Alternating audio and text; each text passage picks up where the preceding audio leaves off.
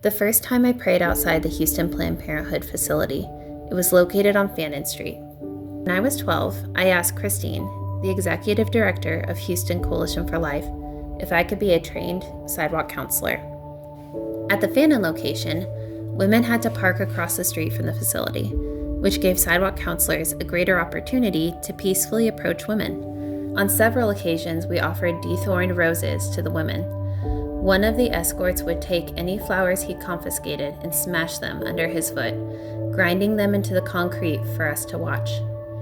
At the Fannin location, the evil was visible, not just in the behavior of the escorts, but also in the fact that we could clearly see the women's expressions when they went in and when they came out. We saw arguments and difficult phone calls, and we were only yards away when women were carried out on a stretcher and taken away in an ambulance. I remember seeing women walking out of the Fannin location after their abortion. The escorts who had cared so much about them getting in were not there when the abortion was through. Many women stopped to talk. I remember their tears and hollow expressions. I remember fervent prayers for their safety and thanking God that I was able to be there to show them love at one of their most painful moments, even if it was just a sincere smile. Eventually, a law was passed that required every abortion facility to meet the standards for an ambulatory surgical center.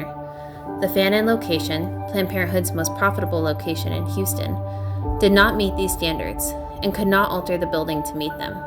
Their solution was the Sterling Bank building on I-45. It would be a mega abortion facility, the biggest in the Western Hemisphere, that would end lives of babies in Houston and surrounding cities in Texas and Louisiana.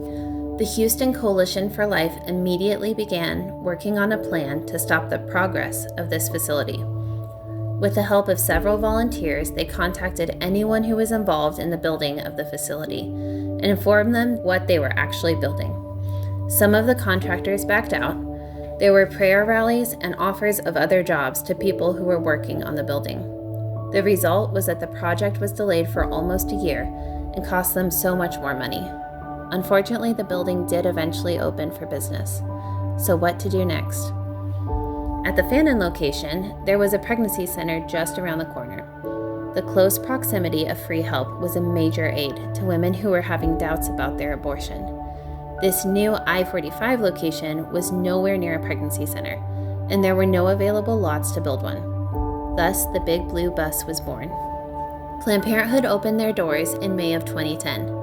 9 months later, ironically the same amount of time as a baby developing in the womb, the Big Blue Bus opened its doors, offering free pregnancy tests, ultrasounds, and counseling. Women didn't have to wait for an appointment or drive to a different location. They could just pull over, walk in, and get the truth and real help that they would not receive at Planned Parenthood. I had the privilege of hearing some of these stories from the women themselves when I worked on the Big Blue Bus. Christine was looking for someone to fill in part-time as an assistant. I was in high school and homeschooling, so she asked me, and I was overjoyed to accept. It was truly an honor to work on the bus. I got to hear these women's stories, be a safe place for them, a place of peace when they felt like their world was crumbling down. I got to witness countless ultrasounds and see the looks of amazement and joy on a woman's face when she saw her child for the first time. Every pregnant woman I saw left the bus with more hope and peace than she had when she entered it. After high school, I experienced my own crisis pregnancy after being raped by my boyfriend. Very few people knew the circumstances of my pregnancy, and with the way I was treated by some people closest to me, I felt despised, a disappointment, a fraud. When I walked into the bus and saw my coworker and friends smiling at me, I could not say the words. I could not live with their disappointment. When my mom told them why I was there was a moment of surprise and then nothing but concern and love. I felt that the staff at the Houston Coalition for Life were the only group of people who did not treat me differently. Years later, I told Nurse Cheryl this, and she said, confused, "Why would we treat you differently? You were the same person." 3 years ago, my husband and I moved our family to Kansas. I was able to have my dream of being a stay-at-home mom. but I was devastated to leave the organization and the people who had been there and supported me through some of the most difficult times in my life. I am just one of countless women who has had her life changed through the work and prayers of the staff and volunteers at Houston Coalition for Life. I am just one of countless women who has experienced Christ through all of you. Even though Planned Parenthood Prevention Park is closing, there are still going to be women in need of the life-saving services the Houston Coalition provides, and I thank God that this facility will no longer be standing in the way. Whether or not Planned Parenthood was providing abortions after the ban, they were still spreading lies and evil. God is truth. The enemy is the deceiver. He confuses and misleads. Over the years, this location has done that in countless ways, whether it be by lying to women about the development of their child, using financial and psychological means to pressure women into an abortion, protecting sex offenders who are seeking abortions for their victims, encouraging teenagers to engage in sex acts dangerous to their body and soul, or illegally selling the body parts of aborted babies. These are just the instances that immediately come to mind. I know there are far more. This is a victory for God, but is also a victory for us.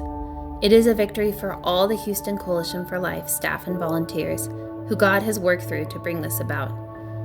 There is no greater joy on earth than participating in God's work, especially when you get to see the fruits of that work. It was not always easy. Some days it was unbearably hot or unbearably boring. A few times I doubted that this day would ever come, but we persisted, bringing His love to a place where the most horrific acts were committed. Of course, there is still work to be done. We must continue to pray for those mothers and fathers who lost their children, for the workers who participated, and for the abortionists who performed the abortions. We pray that their hearts will be open to the truth and that they will not fall into despair, but go to Christ for healing.